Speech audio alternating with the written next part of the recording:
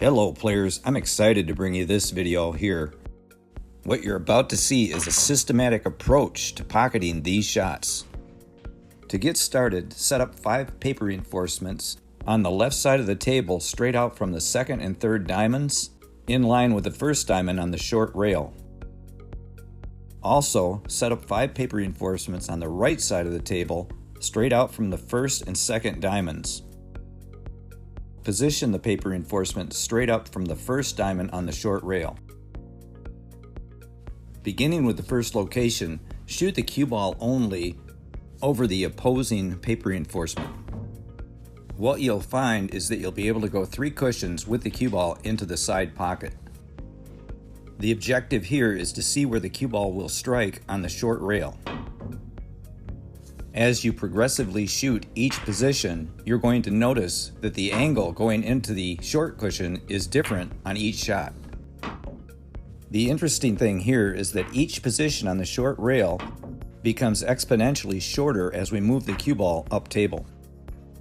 Next, place 5 balls on the paper reinforcements, and beginning with the first ball, shoot straight into the side cushion. You're going to want to shoot a stop shot here and apply a 0 side spin to your cue ball. Any unwanted side spin here will transfer spin to your object ball, thus changing the angle off the first cushion, which will make you miss the shot. Additionally, you're going to notice that speed will affect these shots as well.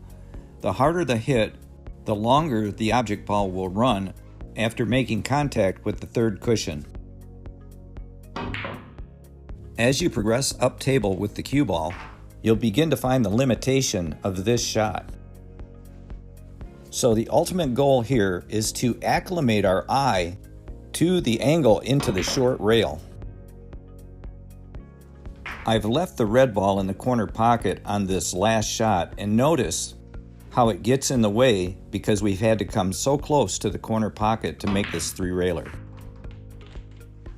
As I attempted this last angle, it took me several attempts before I finally made it into the side pocket. What I discovered is that I needed to hit the shot very slowly. This in turn shortened the angle off the third cushion. I found this to be the limit of these shots, as this is the breakdown point once we are out from the second diamond. So now it's time to shoot some actual shots. Now notice here I have the yellow ball within the first quadrant.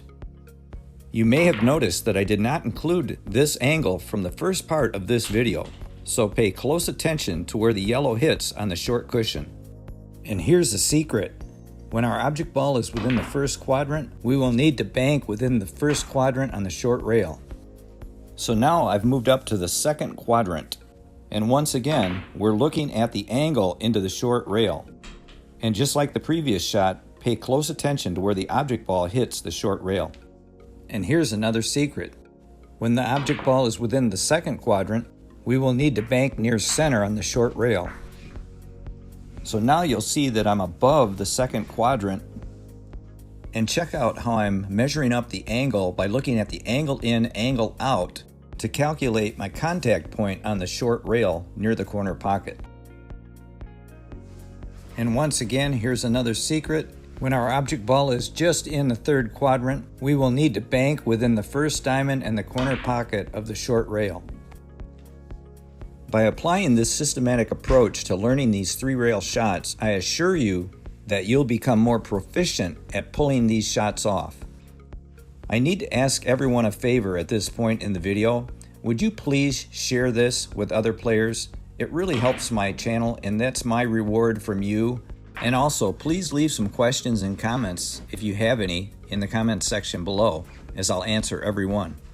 And don't forget to hit that like, because that helps with the algorithm. And like I always do at the end of my videos, I'll leave you with another informative tutorial.